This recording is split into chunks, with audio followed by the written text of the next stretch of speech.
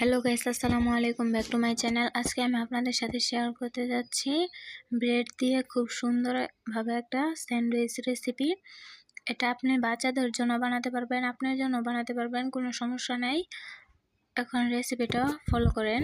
আমি আপনাদেরকে খুব সুন্দর এবং সহজভাবে দেখাবো। মাত্র আধা ঘন্টার মধ্যে এই রেসিপিটা তৈরি হয়ে যাবে ঝটপট। আপনাকে ব্রেকফাস্টের জন্য অন্য কিছু রেডি করতে হবে না। শুধু এই রেসিপিটা যদি আপনি বাচ্চাদের সামনে রাখেন তাহলে ওরা খুশি হয়ে যাবে। প্রথমে আমি এখানে আলু নিয়ে নিয়েছি।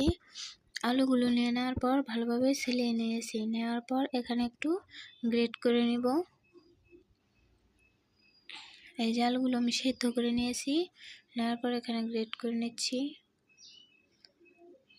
সবগুলোকে।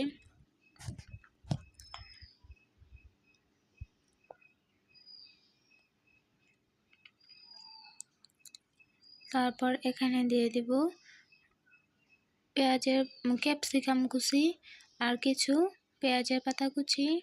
তারপর হচ্ছে দিয়ে দিব টমেটো। তারপর হচ্ছে কিছু পেঁয়াজ কুচি দিয়ে দিব। দিয়ে দেওয়ার পর মরিচ কুচি দিয়ে দেব। আপনারা যে পরিমাণ ঝাল পছন্দ করেন ওই পরিমাণ দেবেন। তারপর গরম মশলা, তারপর হচ্ছে শুকনো মরিচের গুঁড়ো, তারপর লবণ। আর এখানে আমি এই পাউডারটা দিলাম। আপনি এখানে চাইলে রসুনের পেস্টটা ব্যবহার করতে পারবেন, কোনো সমস্যা নেই। তারপর এগুলোকে ভালোভাবে মিক্স করে নেবেন।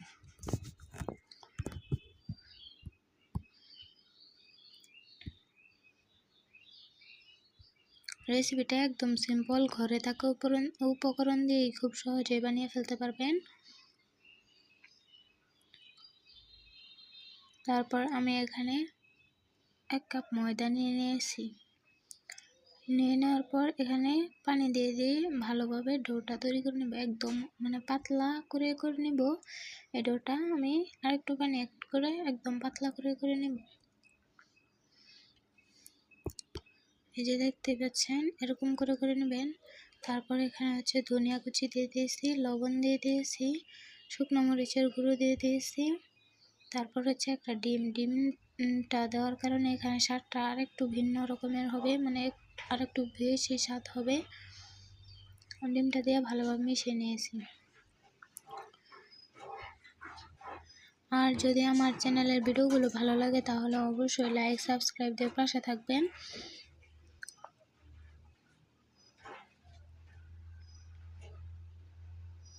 তারপর এখানে আমি ব্রেড নিয়ে নিয়েছি।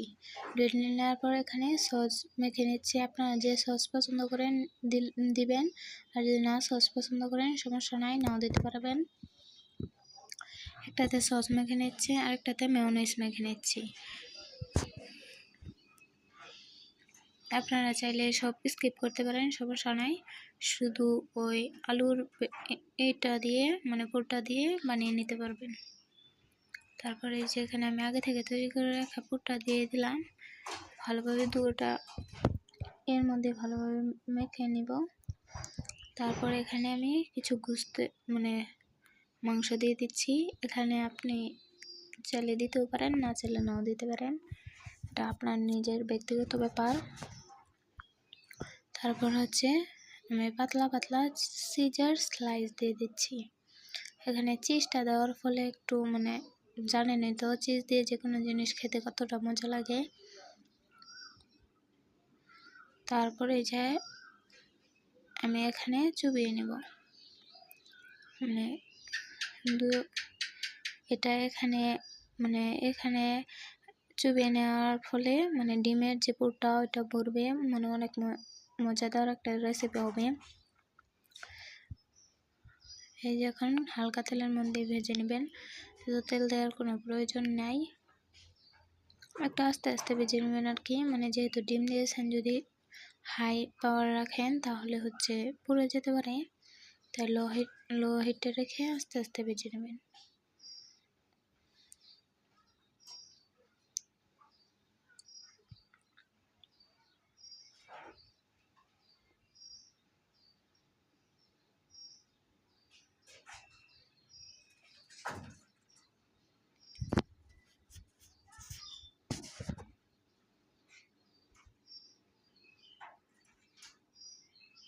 এই যে আমি এভাবে সবগুলো ভেজে নিয়েছি। এখন আপনাদেরকে একটা কেটে দেখাচ্ছি যে কতটা ক্রিস্পি হয়েছে, কতটা সুন্দর হয়েছে আমি আপনাদেরকে দেখাচ্ছি।